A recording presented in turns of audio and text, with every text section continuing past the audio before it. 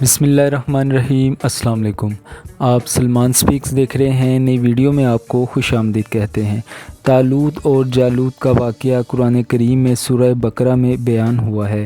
حضرت موسیٰ علیہ السلام کی وفات کے بعد تقریباً 350 سال تک بنی اسرائیل کے معاملات ان کے مختلف قبیلوں کے سردار طے کرتے رہے، آپس میں تنازعات کے فیصلے قاضی کرتے، ان کے انبیاء ان کے تمام امور کی نگرانی اور دعوت و تبلیغ کرتے۔ اس عرصے میں بنی اسرائیل کا کوئی بادشاہ نہ تھا۔ رفتہ رفتہ وہ گمراہی کے راستے پر چل پڑے۔ جب ان کی سرکشی حد سے بڑھ گئی تو حملہ آوروں نے ان کی پریشانیوں میں اضافہ کرنا شروع کیا۔ آس پاس کی حملہ آور قوموں نے بنی اسرائیل کو لوٹ مار کے ذریعے نقصان پہنچایا، پھر آہستہ آہستہ ان پر غالب آ گئی۔ ان میں نمایاں قوم عمالیق تھی۔ یہ قوم فلسطین اور مصر کے ساحلی علاقوں پر آباد تھی۔ قوم عمالیق نے پے در پے بنی اسرائیل پر حملے کیے اور انہیں بڑی تعداد میں قتل کر دیا۔ بنی اسرائیل کے بہت سے علاقے ان کے ہاتھ سے نکل گئے۔ 4 صدی کے آخر میں فلسطین کی عمالیق قوم نے ان پر زبردست حملہ کیا، انہیں شکست دی اور تابوت سکینہ چھین کر لے گئے۔ یہ بنی اسرائیل کے لیے نہایت مشکل دور تھا۔ تابوت سکینہ کی موجودگی ان کے لیے تسکین اور عزت کا باعث تھی، لیکن ان کی اپنی سرکشی کے سبب اب دشمن ان پر حاوی تھا۔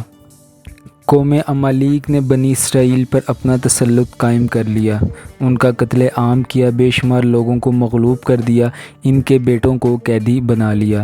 یہ وہ نازک دور تھا جب بنی اسرائیل میں کوئی نبی یا رسول اور سردار موجود نہ تھا، یہاں تک کہ لاوی کی جس نسل میں نبوت چلی آ رہی تھی وہ سب کے سب مارے گئے۔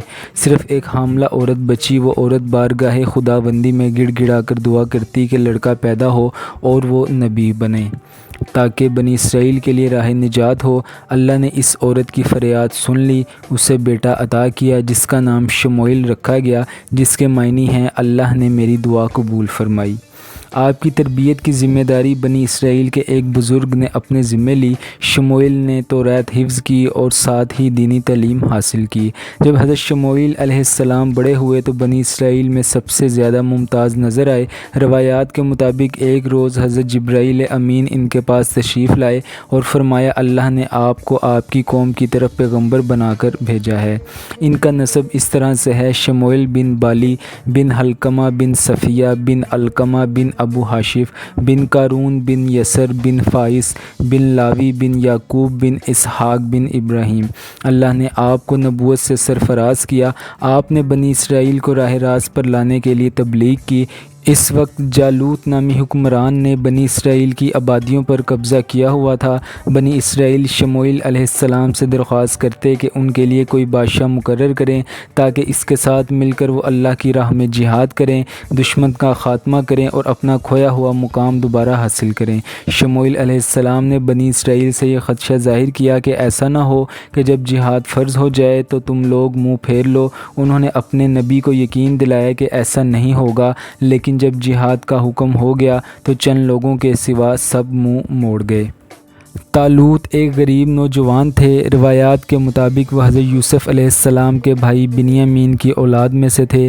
ان پر حضرت شموئیل علیہ السلام کی تبلیغ کا بہت اثر ہوا، دل میں ایمان کی شمع روشن ہو گئی۔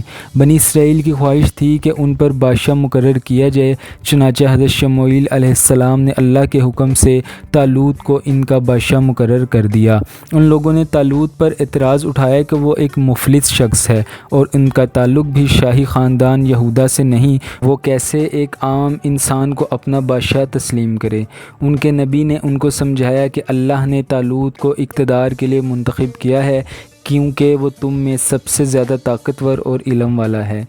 طالوت کے متعلق وثوق سے نہیں کہا جا سکتا کہ ان کو منصب نبوت پر فائز کیا گیا یا نہیں، تاہم ان کی بادشاہت کی پہلی حکمت یہ تھی کہ بنی اسرائیل کو کھویا ہوا تابوت سکینہ دوبارہ حاصل ہونے کی خوشخبری دی گئی۔ حضرت شموئیل علیہ السلام کی قوم نے آپ سے دریافت کیا کیسے وہ مقدس صندوق ہمارے پاس آ جائے گا جو انبیاء کی میراث ہے؟ حضرت شموئیل علیہ السلام نے ان سے فرمایا صحرا میں جاؤ اور تم اسے اپنی آنکھوں سے دیکھو گے۔ یہ سن کر بنی اسرائیل خاموش رہے۔ انہیں اللہ کی مرضی کے آگے سر تسلیم خم کرنا پڑا، لیکن وہ حیران تھے کہ مقدس صندوق کیسے آئے گا۔ حضرت شموئیل علیہ السلام نے فرمایا، فرشتے تمہارے پاس اس کو پہنچا دیں گے۔ یہ سن کر بنی اسرائیل اس مقدس صندوق کی دلچسپ آمد کو دیکھنے کے لیے صحرا میں گئے۔ وقت مقرر پر بنی اسرائیل نے تابوت سکینہ کو دیکھا تو انہوں نے اپنے دل میں سکون و اطمینان کو محسوس کیا۔ اس طرح لوگوں کو اپنے نبی حضرت شموئیل علیہ السلام کی سچائی کا یقین ہو گیا اور انہوں نے طالوت کو بادشاہ تسلیم کر لیا۔ طالوت نے بادشاہت سنبھالنے کے بعد بنی اسرائیل کو جمع کیا اور ایک بڑا لشکر ترتیب دیا تاکہ دشمن سے جنگ کریں اور اس کا قلعہ کما کریں۔ طالوت نے اعلان کیا کہ وہ اللہ کی راہ میں جدوجہد کرنے کے لیے تیار ہے اور بنی اسرائیل کو بھی ظالم جالوت کے خلاف جنگ کے لیے تیار ہونا چاہیے۔ بیت الحم میں بنی اسرائیل کا ایک بوڑھا آدمی اور اس کے 4 بیٹے رہتے تھے۔ ان میں سب سے چھوٹے بیٹے کا نام داؤد علیہ السلام تھا۔ جب طالوت نے اللہ کی راہ میں جدوجہد کا اعلان کیا تو اس شخص نے اپنے بیٹوں کو اس جنگ میں حصہ لینے کے لیے بھیجا۔ وہ داؤد علیہ السلام کو اپنے ساتھ رکھنا چاہتے تھے، لیکن داؤد علیہ السلام نے جنگ میں شامل ہونے کی خواہش ظاہر کی۔ ان کے والد کا خیال تھا کہ داؤد علیہ السلام کو جنگ کا تجربہ نہیں اور وہ ابھی کم عمر ہیں، تاہم ان کا شوق دیکھ کر والد نے اجازت دے دی۔ داؤد علیہ السلام بے حد خوش ہوئے، اللہ کا شکر ادا کیا اور جالوت کا مقابلہ کرنے کے لیے طالوت کی فوج میں شامل ہو گئے۔ اگرچہ ان کے پاس لڑنے کے لیے ہتھیار نہیں تھے، تاہم وہ گلیل سے پتھر برسانے میں ماہر تھے۔ قرآن مجید کے مطابق جالوت ایک جنگجو تھا۔ اسے حضرت داؤد علیہ السلام نے شکست دی۔ اس کے باپ کا نام مولود تھا۔ عظیم مورخین کے مطابق جالوت عاد و سمود کی قوم سے تعلق رکھتا تھا۔ اس نے بنی اسرائیل سے کئی بار لڑائی کی، حتیٰ کہ تبرکات اور تابوت سکینہ بھی چھین کر لے گیا۔ قرآنی روایات اور بائبل کی روایات میں کافی مماثلت ہے، تاہم ایک فرق موجود ہے کہ بائبل میں اس کا نام گولیت ہے۔ جالوت بہت ہی قداور اور نہایت ہی طاقتور بادشاہ تھا۔ وہ اپنے سر پر لوہے کی جو ٹوپی پہنتا تھا وہ بھی کافی وزنی تھی۔ طالوت بنی اسرائیل کے لشکر کو لے کر ظالم بادشاہ جالوت سے مقابلے کے لیے بیت المقدس سے روانہ ہوئے۔ ابھی یہ لشکر اپنی منزل سے دور تھا کہ طالوت نے اپنے لوگوں کو مخاطب کر کے کہا، جس کا ذکر قرآن پاک میں موجود ہے۔ پھر جب طالوت اپنے لشکروں کو لے کر چلے تو انہوں نے کہا کہ اللہ تعالیٰ تمہاری آزمائش کرے گا ایک دریا سے، تو جو اس میں سے پیٹ بھر کر پانی پیے گا وہ میرا ساتھی نہیں ہے، اور جو اس میں سے پانی نہیں پیے گا وہ میرا ساتھی ہے، سوائے اس کے کہ کوئی اپنے ہاتھ سے صرف چلو بھر پانی لے کر پی لے۔ تو انہوں نے اس میں سے خوب جی بھر کر پانی پیا، سوائے ان میں سے ایک قلیل تعداد کے۔ تو جب دریا پار کر کے آگے بڑھے طالوت اور اس کے ساتھی اہل ایمان، تو انہوں نے کہا کہ آج ہم میں جالوت اور اس کے لشکروں کا مقابلہ کرنے کی طاقت نہیں ہے۔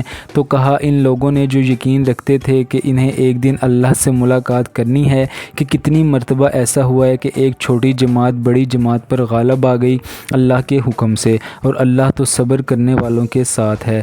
حضرت ابن عباس رضی اللہ تعالیٰ عنہ فرماتے ہیں کہ یہ نہر اردن اور فلسطین کے درمیان تھی، اس کا نام نہر الشریعہ تھا۔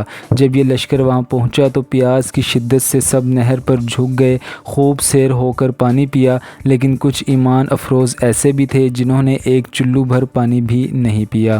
وہ وقت تھا جب سخت گرمی تھی، صرف 313 افراد نے صبر کیا اور ایک چلو پانی پیا، اور ایک چلو پانی ان کے لیے اور ان کے جانوروں کے لیے کافی ہو گیا۔ وہ لوگ جنہوں نے بے صبری کی اور خوب پانی پیا، ان کے ہونٹ سیاہ ہو گئے، پیاس خوب بڑھ گئی اور وہ ہمت ہار گئے۔ جالوت کے عظیم لشکر سے 313 اہل ایمان کا مقابلہ تھا۔ وہ اطاعت گزار تھے اور ان کے حوصلے مضبوط تھے۔ انہی لوگوں نے جہاد میں حصہ لیا۔ جن لوگوں نے پانی پیا، نہ تو ان کی پیاس بجھتی تھی اور نہ وہ جہاد کے قابل رہے۔ نبی کریم صلی اللہ علیہ وآلہ وسلم کے صحابہ کرام فرمایا کرتے تھے کہ غزوہ بدر میں ان کی تعداد طالوت بادشاہ کے لشکر کی طرح تھی، لیکن اللہ کے حکم سے ایک قلیل تعداد نے جہاد کیا اور دشمن پر فتح حاصل کی۔ جب لشکر طالوت نے نہر عبور کی تو کچھ لوگوں نے خدشہ ظاہر کیا کہ وہ جالوت کے لشکر کا مقابلہ نہیں کر سکتے۔ جالوت دشمن فوج کا سردار تھا۔ وہ ایک قوی ہیکل اور انتہائی بہادر شخص تھا۔ لشکر طالوت و جالوت آمنے سامنے آ گئے۔ اہل ایمان نے اللہ کی بارگاہ میں دعا فرمائی۔ قرآن پاک میں اللہ تعالیٰ فرماتا ہے، اور جب وہ جالوت اور اس کے لشکروں کے مقابلے پر نکلے تو انہوں نے دعا کی، اے ہمارے رب، ہم پر صبر کا فیضان کر، ہمارے قدم جما دے اور اس کافر گروہ پر ہمیں فتح نصیب کر۔ میدان جنگ میں جالوت للکارا، آواز اتنی رعبدار تھی کہ میدان میں گونج پیدا ہو گئی، کوئی مد مقابل نہیں آیا۔ یہ دیکھ کر حضرت داؤد علیہ السلام نے بادشاہ طالوت سے اجازت طلب کی اور میدان میں آ گئے۔ آپ علیہ السلام کے ہاتھ میں نہ تلوار تھی نہ برچھی، ایک ہاتھ میں بکریوں کو سنبھالنے والی لاٹھی اور دوسرے ہاتھ میں غلیل، اور کندھے پر پتھروں سے بھرا ہوا تھیلا لٹکا ہوا تھا۔ نوعمر نوجوان کو دیکھ کر جالوت نے تکبر سے قہقہہ لگایا اور خوب تمسخر اڑایا۔ حضرت داؤد علیہ السلام نے اپنے تھیلے میں سے ایک پتھر نکالا اور غلیل میں رکھ کر پوری قوت سے جالوت کی طرف پھینکا۔ غلیل میں سے نکلا ہوا پتھر نشانے پر لگا اور ماتھے کی ہڈی کو توڑتا ہوا کھوپڑی میں گھس گیا۔ تکبر نخوت کا پتلا یہ وار نہ سہ سکا اور منہ کے بل زمین پر گر پڑا۔ حضرت داؤد علیہ السلام تیزی سے آگے بڑھے اور اس کی تلوار سے اس کا سر قلم کر دیا۔ دشمن کی فوج نے اپنے سردار کا کٹا ہوا سر دیکھا تو ان کے حوصلے ٹوٹ گئے۔ بنی اسرائیل کی فوج نے حواس باختہ دشمن پر حملہ کر دیا۔ گھمسان کی جنگ ہوئی اور اللہ کے حکم سے بنی اسرائیل کو فتح حاصل ہوئی۔ اس شجاعت اور بہادری کی وجہ سے حضرت داؤد علیہ السلام کو بنی اسرائیل میں انتہائی عزت اور مقبولیت حاصل ہوئی۔ روایات کے مطابق فتح حاصل ہو جانے کے بعد طالوت نے اپنی بیٹی اینیا کی شادی حضرت داؤد علیہ السلام سے کر دی، ساتھ ہی 1000 فوجی جوانوں کا دستہ آپ کی کمان میں دے دیا۔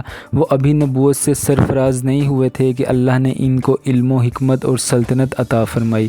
قرآن مجید میں بیان ہوتا ہے، ہم نے کہا، اے داؤد علیہ السلام، ہم نے تمہیں زمین میں خلیفہ بنایا ہے، لہٰذا تم لوگوں کے درمیان حق کے ساتھ فیصلے کرو اور دیکھو اپنی خواہش کی پیروی نہ کرنا کہ وہ تمہیں اللہ کی راہ سے بھٹکا دے گی۔ یقیناً وہ لوگ جو بھٹک جاتے ہیں اللہ کے راستے سے، ان کے لیے بڑا سخت عذاب ہے، بسبب اس کے کہ وہ بھول گئے حساب کے دن کو۔ کہا جاتا ہے کہ طالوت نے حضرت داؤد علیہ السلام کو آدھی سلطنت کا سلطان بنا دیا۔ 40 برس کے بعد جب طالوت بادشاہ کا انتقال ہو گیا تو حضرت داؤد علیہ السلام پوری سلطنت کے بادشاہ بن گئے۔ جب حضرت شموئیل علیہ السلام کی وفات ہو گئی تو اللہ تعالیٰ نے حضرت داؤد علیہ السلام کو بادشاہت کے ساتھ نبوت سے بھی سرفراز فرما دیا۔ حضرت داؤد علیہ السلام سے پہلے بادشاہت اور نبوت ایک ساتھ ملنے کا شرف حضرت یوسف علیہ السلام کو حاصل تھا۔ آپ دوسرے شخص ہیں جن کو اللہ نے یہ شرف بخشا۔ ان دونوں عہدوں پر فائز ہو کر 70 برس تک بادشاہت اور نبوت دونوں کے فرائض پورے کرتے رہے۔ اس واقعے سے یہ سبق حاصل ہوتا ہے کہ جسمانی قوت اور وسائل و دولت کی فراوانی بے معنی ہے۔ یہ رب تعالیٰ کی مرضی سے ہے، جسے چاہے فتح عطا کرے اور جسے چاہے عزت سے نواز دے۔ اللہ ثابت قدم رہنے والوں کا حامی و مددگار ہے۔ آپ کو یہ ویڈیو کیسی لگی؟ اپنی رائے کا اظہار کمنٹ سیکشن میں ضرور کریں۔ چینل کو سبسکرائب کریں، ویڈیو کو لائک کریں۔ اب میں آپ سے ملوں گا اگلی ایک انٹرسٹنگ ویڈیو کے ساتھ، تب تک کے لیے مجھے اجازت دیجیے۔ اللہ حافظ۔